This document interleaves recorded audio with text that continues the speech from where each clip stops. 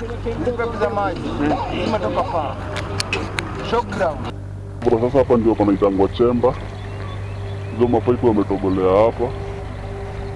Mahali kuna hii mabati na kimawe. Sasa mwambie mko na yeye, mwambie sasa tunakutana na chief. Sasa ile kitu anasema ni kwamba lazima ninatokea wapi? Nielekea wapi? Alafu ongea tukusaidie. Wana wakubwa wameenda, wamepita hivi. Wakipata tena kimali tumetengeneza kubomolewa. Sasa hiyo ni shida.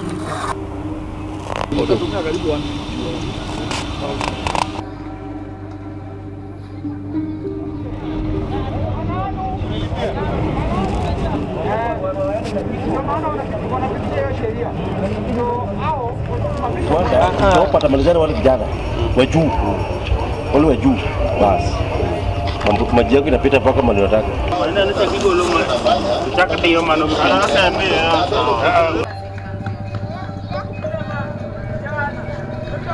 Hii kijiji kingine tafu sana.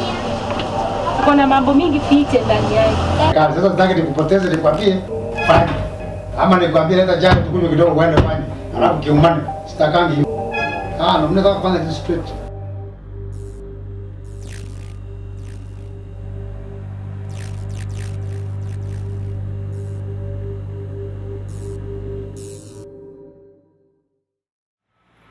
Kenya's population continues to grow, with the urban areas accommodating a significant number of people. By 2050, the urban population alone is estimated to reach 44 million people. That would be close to half of Kenya's total population. The perception being that in urban areas you will get a better quality of life, you have access to more opportunities, and I use the word perceptions very deliberately. Because often, sometimes there are better opportunities in terms of incomes, cost of living is lower in rural areas. And not all rural areas are very, very bad. So you have this constant supply of people coming in who have no incomes. They are coming to look for incomes. And where do they land? They land in the cheapest of places. Places which are not regulated. Nobody knows where you live. And so there's a whole demand challenge. Every single day, the people of Nairobi require 850 million liters of water, but get 525.6 million liters per day. You need to bridge that gap. In fact, you'll be shocked, Polycarp. 70% of the people you're talking about, the ones you didn't know carry water in Mutungi, 70% of them, of Nairobians, have never had a shower from the top. They bathe bottom up, you know, like with the bucket. Bottom up is how many of us shower in this city. We want to give our people dignity. There is no dignity when women are scrambling outside these, boreholes that have been created in the water sources every day for water. Article 43 of the Kenyan Constitution acknowledges access to clean and safe water in adequate quantities as a basic human right. But Nairobi isn't just grappling with water scarcity. There is also an imbalance in its distribution. In the slums, most of the people buy water in 20-liter jerrycans from cartels or private vendors. Sasa hawa watu wenye makartels walitoa mpaka zile pipe za kitambo zenye Kanjo walikuwa wameleta, zilikuwa pipe ambazo zimesetiwa vizuri, hazikuwa pipe za shida, hazikuwa pipe na joints. Sasa hizi zao ziko na joints from here to there joint, from there to there joint. Kabla maji fike mahali penye huyo mtu anataka kuweka, joints ni kama 50. 2020 na kufanya na shilingi 4. Kufanya shilingi 4 hiyo ni 80 bob. Sawa. Ukienda trip ya pili ukuje utakuachilia mtungi mbili hizo utalipa. Ukirudi tena la pingine ukapatia mtungi zingine mbili. Hivyo sasa. Electricity, on the other hand, is rigged and supplied by cartels, while other people legally buy power and then distribute it to their neighbors at a fee. And though most of these connections are far below the safety standards, it costs residents between 200 to 400 shillings per month. Kama stima hapa hivi kuna stima kutazama anaishi hapa ndani. Kazini anaishi hapa ndani. Stima analipa so ngapi? So mbili peke yake. Unajua token inakuda stima sana. Lakini sasa kwa hao makateli mtu anaweza kupatia tena stima kwa mwezi shilingi 150, wengine 100, 200. So watu wanakimbilia kwa hiyo vitu rahisi. One of the challenges across Nairobi's informal settlements is the safe delivery of these essential utilities while minimizing on losses incurred through pilferage by local cartels. These illegal connections for customers are very expensive because you find that a customer using one bulb is being charged 300-400 shillings, while that one bulb, if you are buying power from Kenya Power, in a month you cannot spend more than 50 shillings because if it's an energy saving bulb of 5 watts, consuming more than 50 shillings in a month is not possible. So we are working with them, removing those illegal connections and encouraging people in the informal settlement to get connected to Kenya Power directly. It is cheaper, it's safer, it's better for them. Sio majani live. No? Ndio live kade utachonga. Nini live? Sasa uanze kufunga neutral. Unaweza pika naye, tumshie maji, pigie pasi, ufanyie kila kitu. Kifika end month, chapo mtu azima na 300. Token nikianza kuweka token hata 300 yezi pika chips kuanzia asubuhi mpaka jioni, si ndio? Kenya Power and the residents are at loggerheads. In spaces like that, like those, chaos thrive. Kenya Power guys cannot go to some of those places with their trucks to try and disconnect. And even if they go and disconnect in the morning, by evening the connections are back. I think as we move into this season of really fiscal austerity and indebtedness as an economy, we're going to see a lot more of what we could call distress crimes. And illegal tapping of electricity, like for example petty theft, is a distress crime. It's really a crime of poor people trying to balance their budgets and finding it's really difficult, and therefore they start cutting corners. Poverty, poor governance and the increasingly alarming inequalities in the urban ghettos have not only made legal and safe connections of water and power a nightmare, they have also resulted in ruinous social and economic consequences. Can imagine that even from an accounting perspective, Kenya Power will lose billions of shillings every year. It's a cautionary assessment is throwing us to about 70-80 million shillings worth of loss in this site alone. Kenya Power is losing over 200 million shillings every month in Central Rift due to illegal connections and vandalism of transformers and conductors. Universal access to electricity is a fundamental necessity. But vandalism, tampering with electricity meters, the distribution of illicit power and the lack of payment for power consumed denies Kenya Power the much needed revenue. In the informal settlement, the kind of vandalism we get is they vandalize our wires, split them into small pieces to extend their illegal connections. But when we get out of the informal settlement now to the very urban areas, where like Machakos, Kajiado, Murang'a, Nakuru, Kiambu, now we get the bigger challenge of vandalism. The cost of the smallest transformer is about 500,000 Kenya shillings, and when one transformer is vandalized, the loss is big. You remember, transformer is the single most expensive item in our network. If we look at the number of transformers that we have lost through vandalism, we look at the loss of business, we also look at the challenges we have in the informal settlement, it amounts to about 1 billion Kenya shillings. As the power utility company continues to incur technical and commercial losses, the cost, quality and reliability of power supply to consumers is highly compromised. There are too many things in the electricity components that consumers are not aware of, and it has been made so intentionally so that people can take advantage of that billing. There is nobody else who can be paying for those losses. There is only one source of money, and that is the consumer.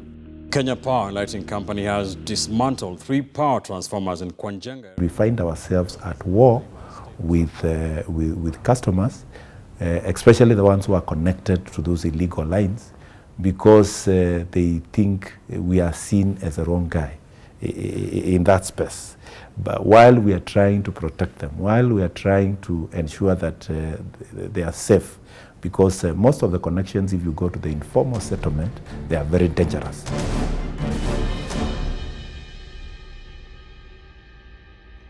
Like many informal settlements, Mathare, Kenya's second largest slum, has had its fair share of struggles with access to basic needs such as water, electricity, waste disposal, among others.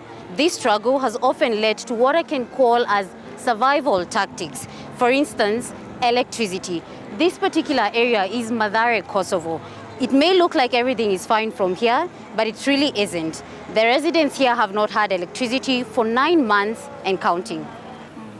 Sababu kuna hii ya 4B, kuna hii ya Kitadhuru, kuna hii saidi ya huku kwetu. Sasa walibeba 3. Hii na ingine iko pale chini. Kuna hii na kuna ingine ilikuwa pale chini. Sasa hiyo ingine ni ya huku. Hiyo kijiji ingine, unajua vijiji ni 3 hapa.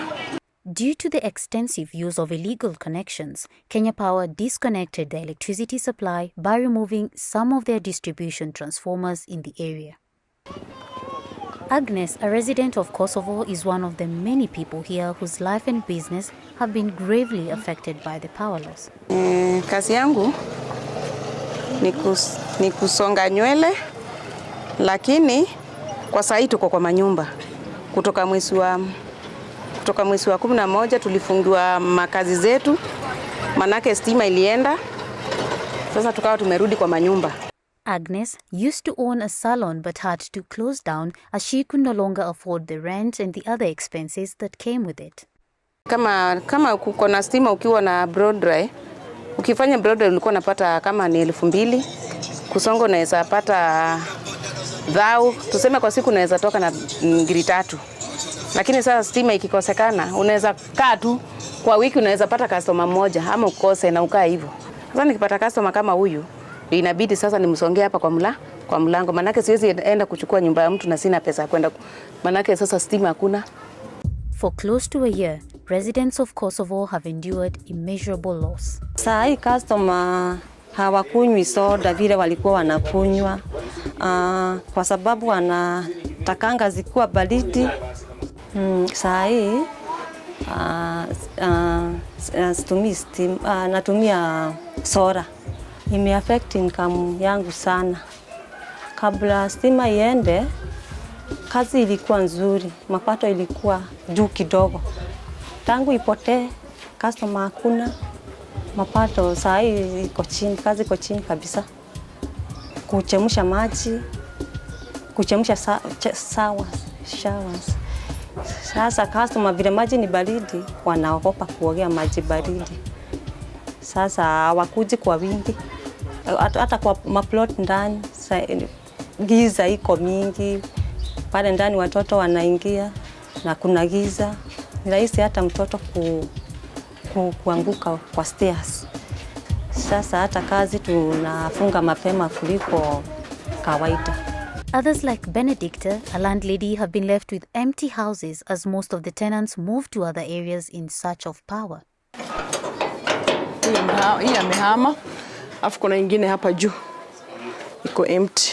Kama hizo nyumba zote room 9 nilikuwa napata 22,500. Ona zimehamwa room 6. Imerudisha income yangu chini kwa sababu sitawezesha hata kulipia huyo wa secondary, sitawezesha kulipia huyo wa primary, chakula nataka hapo, mahitaji zingine nazitaka. Sasa siwezi, zimerudisha mambo yangu chini kabisa.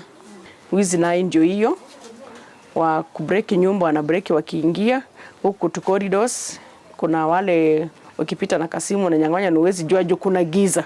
Electricity is an enabler.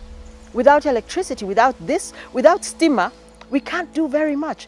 Think of it, if the whole country went dark today, who would suffer? And I'm not just talking about the big industries. Every single person, from charging your phone to even having that naked bulb at night so that a child can do homework, because it's also security.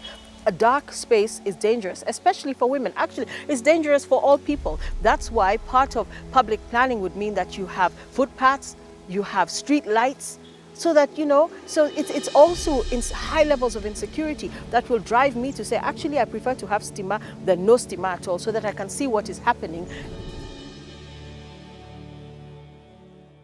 According to the Energy Act 2019, illegal connection and electricity theft attracts a fine of 1 million shillings or 1 year imprisonment, or both, and the illegal power connection is disconnected. Vandalism, theft and damage of streetlights and power installations will attract a minimum fine of 5 million shillings or a minimum jail term of 5 years, or both, if convicted. Breaking or tampering with electricity meters and seals will see an offender serving a 2-year jail term or paying a fine of 50,000 shillings, or both. One thing we're happy about now is that for the first time, the county government of Nairobi has come on board. We've been working with the national administration officers, but we've not collaborated well with the county government. So we believe now as we work together, we are likely to move faster to resolve some of the issues that we have had as far as supplying the informal settlement is concerned. Hata wakikuja wakate venye wanakujanga wanakata, bado tena lazima niwaite wakuja waeke na niwape kitu yao kidogo.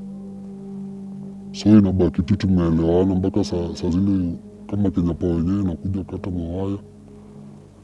Kuna vile pia saa ingine wananipigia, wananiambia siku yenye watakuja. So saa hiyo saa ingine nitoe waya kadhaa zenye niko nazo nifiche. Kana mmoja akipatikana anaenda wanatoka. Sasa kama unakula saidia mbao kwa mwezi na miambelele, unaweza acha kweli. Hapa kuna wenye wanakulanga zaidi ya Kampala. The informal settlements have become a battleground between the utility firms and the cartels. After 3 years of investigations and analyzing over 70 hours of footage of these illegal operations, it's clear that there is a major obstacle as far as provision of these basic necessities is concerned. But who should take responsibility for this mess? This is just a collection of a few of what we managed to get on the ground. So as you watch it, I just want to where is this? Mathare and Kibera mostly.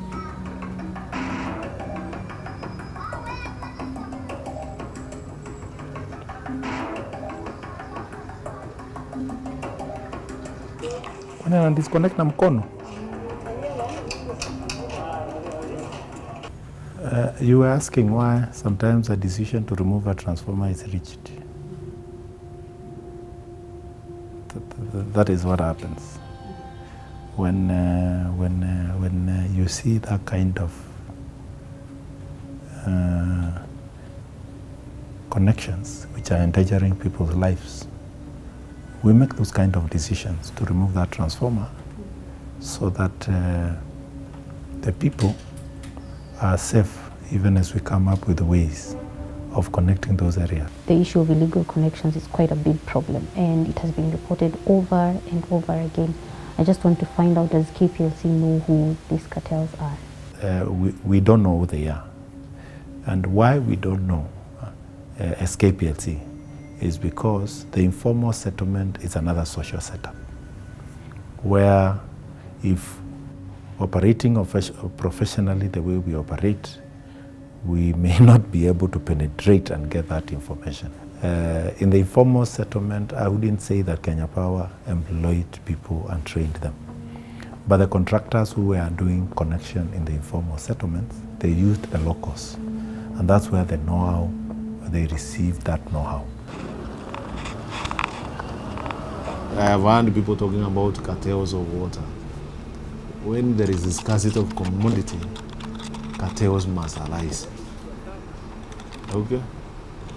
And when we talk about cartels of water in Nairobi, I've never seen any water leaving Nairobi to Nakuru or being taken to Kisumu.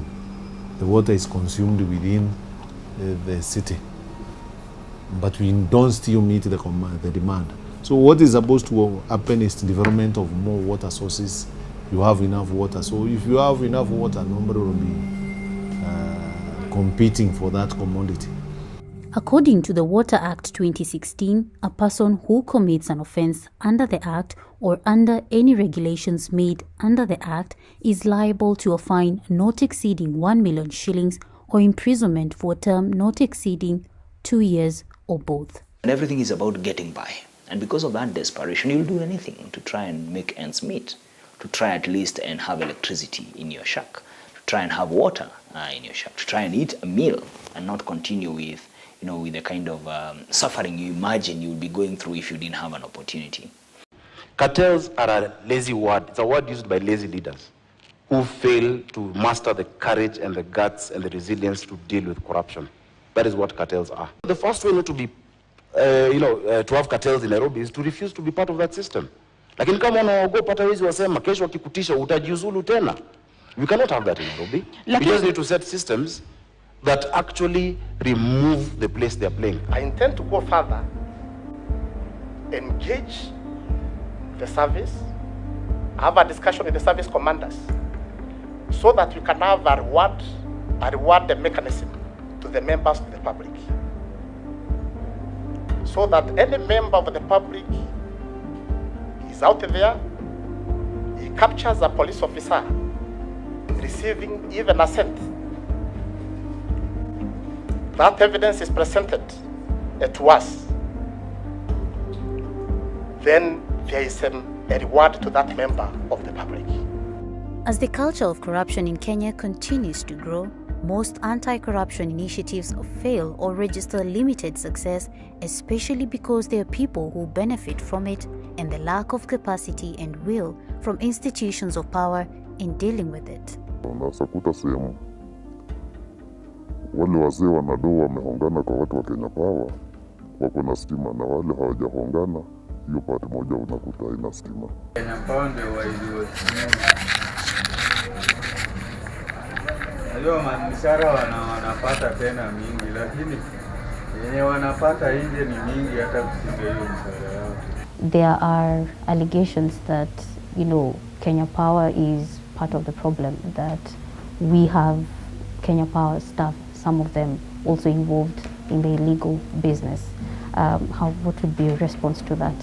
When Kenya Power is employing, it employs across the board.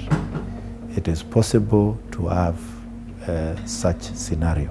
Every year we lose a number of employees after confirmation that they have been involved in illegal activities, and we have had to separate with a number of them. So when you tell me that some of these activities KPLC employees are involved, I cannot deny.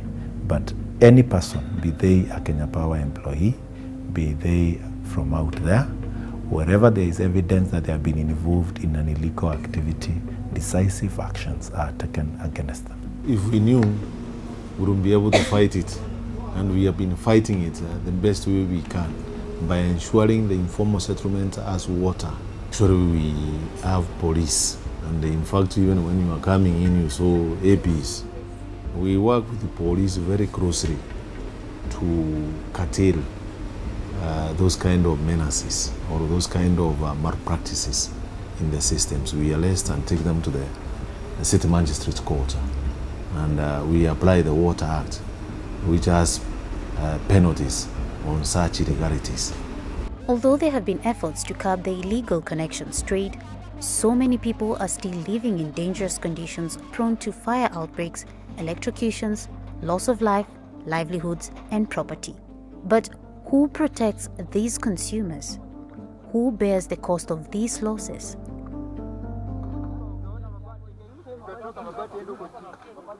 Normally what happens is that when we are looking at it from the legal perspective, Kenya Power responsibility ends at the meter.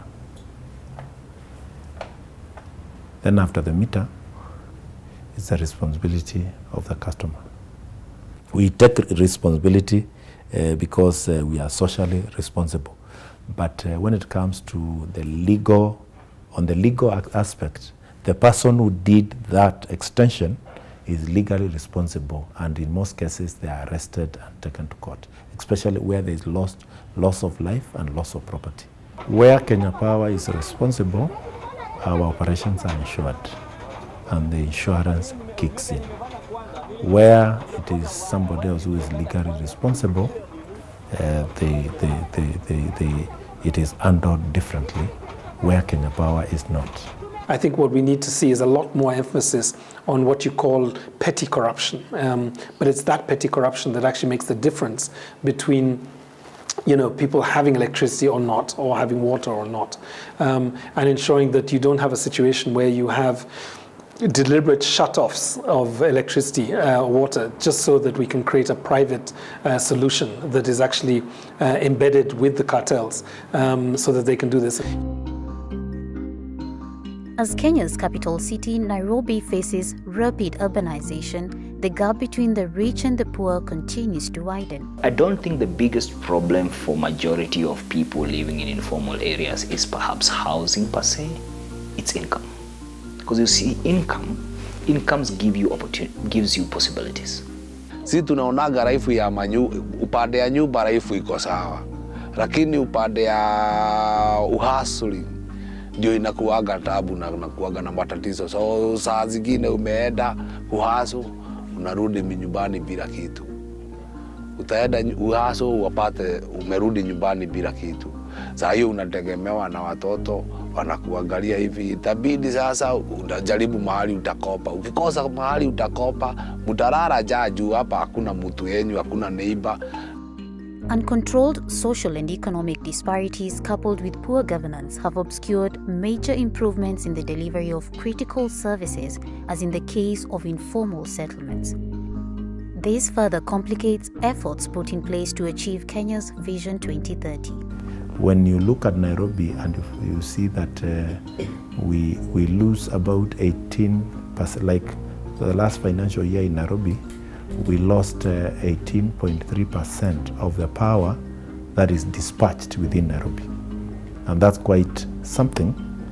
And therefore, it is important for the sustainability of KPLC and the sector, given that whatever monies Kenya Power collects, we collect on the behalf of the sector. And therefore, for the financial sustainability of KPLC is very critical.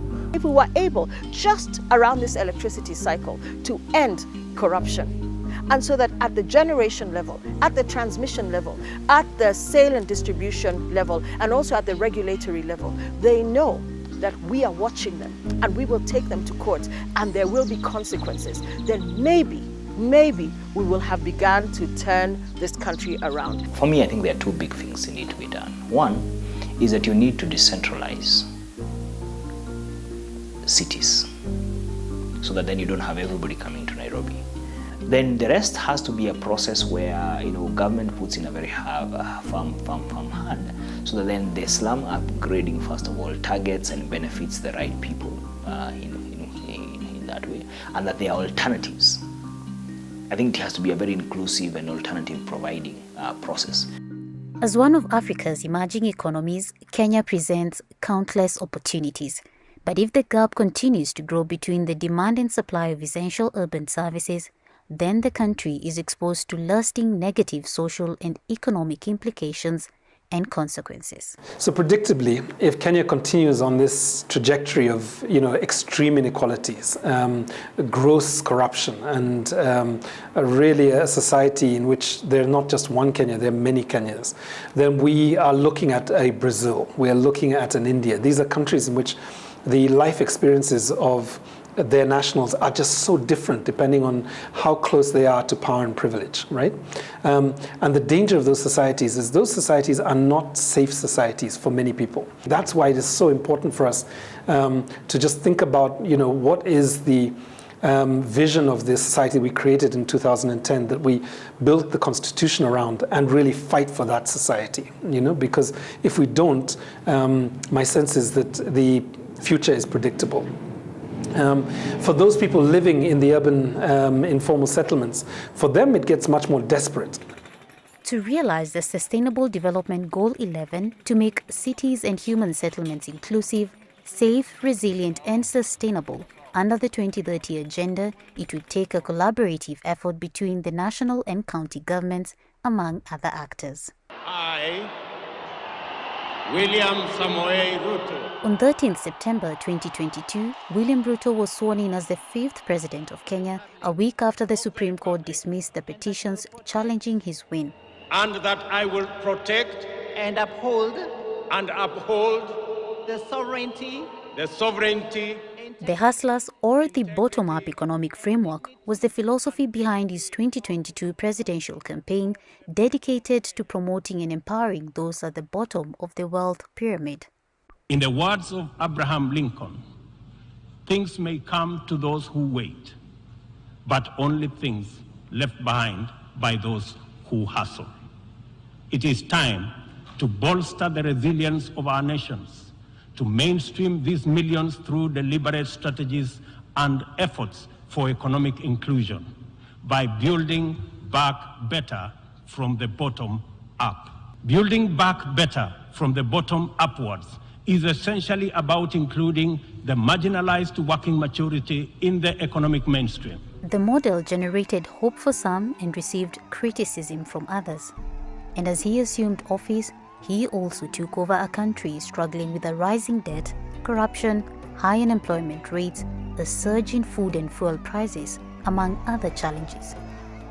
Will his government achieve its promises to the people of Kenya? Only time will tell. But for now, again, as Kenyans, we need to rise to the point where we are not afraid anymore. And we say, actually, we need water. We need to open our taps and water comes out. We need to switch on our lights, and this is a legal, paid-for electricity connection that is affordable. We have to move away from that fear. And it is fear. It's governance by fear. People keep quiet because they're afraid of reprisals. And the accountability question can never be dealt with if we are fearful.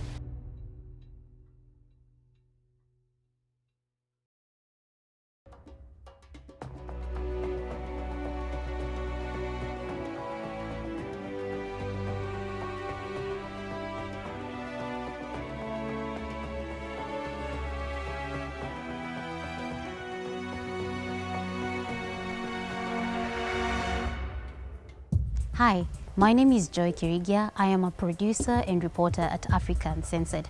Thank you for watching this video to this point and for being our #1 supporter. We value you. To maintain our independence and continue to bring you in-depth stories, we need your financial support.